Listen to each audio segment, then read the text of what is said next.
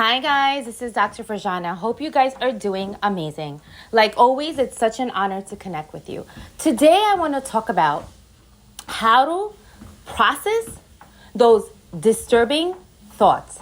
How to process those far-fetched out thoughts that you're like, what? Where did this come from? Right? Where did this come from? So before I share the technique, I want you to understand two important states that you want to be in. Number one, understand that the thoughts are not you.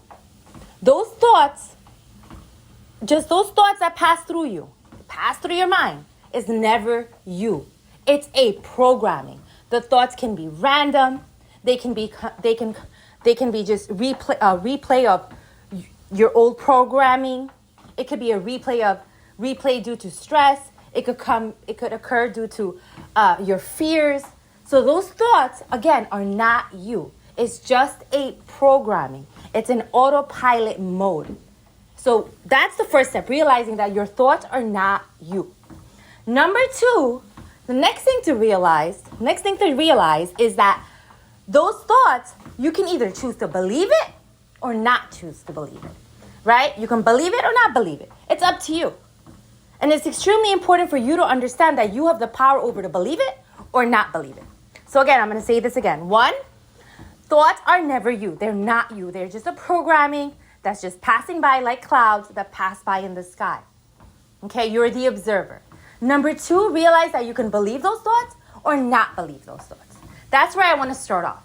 Now I'm going to share the strategy and then why, and then share why individuals do get attached to those negative thoughts. Why? You wonder, like, why am I replaying? Where did this thought come from? Is something wrong with me? And you start getting into this really unhealthy narrative, right? And then a destructive cycle. You can get into this destructive cycle. So I'm here to help you pull yourself out of that destructive cycle when those disturbing thoughts or far-fetched out thoughts occur. Okay, so let me explain firstly why are we prone to get attached to those negative thoughts? Why? Where does it come from? Number one, realize that humanity as a whole have been in survival states for a very, very long time. Think about cavemen, right? They had to be in survival states to get their food, to protect their families, to protect themselves. We started out with those survival states. And then keep going further into our history. Keep going. Play it out.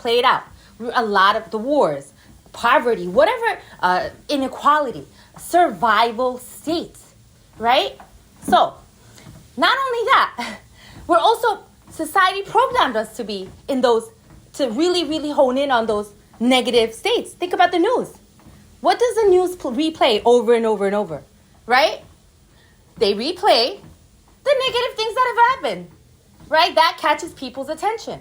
Again, why? It puts us in that familiar survival state. Very familiar survival state.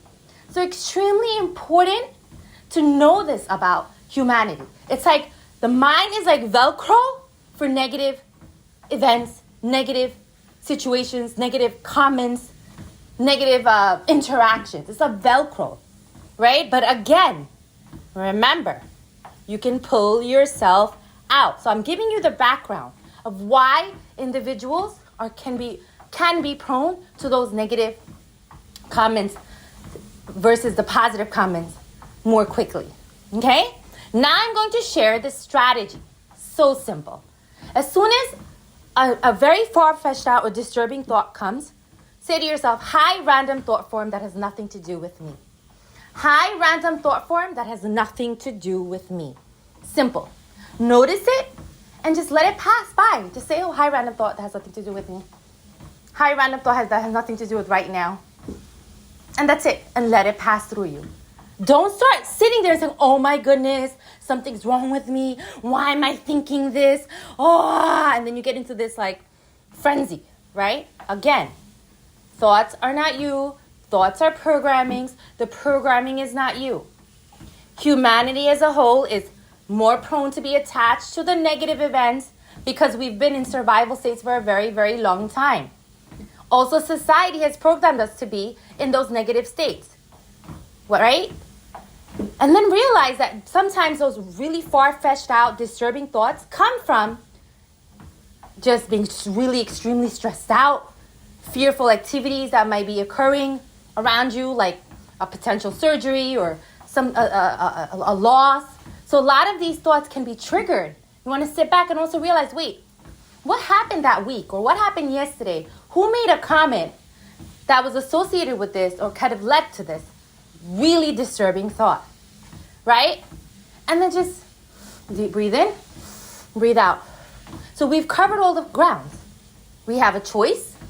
We know the history. We know the background knowledge of why these random thoughts can occur, right? Trigger points that can lead to it as well, recognizing that. And then the simple technique of noticing it and saying, hi, random thought form that has nothing to do with me, and letting it go. And it might come again, letting it go. The more you notice it, the less it has control over you. The more you notice it without judgment, that's important. Without judgment, the less control it has over you. And you'll see it decreasing. And it might randomly come back a year later or 6 months later. Again, you do the same technique. Again, it does not define you. You have a choice of believe that thought or not believe that thought. All right, guys, I hope you guys are really, really processing this and hope this helps. Because a lot of individuals get stuck on those thoughts and they think there's something wrong with them, that they're quote unquote bad, or, they have a potential serious illness. Guys, deep breath in and deep breath out. A lot of these things, right? A lot of these things we can process and heal and not let it control us. All right, guys. You guys rock. Here with Dr. Farjana, sending you love, peace, and positivity. Take care.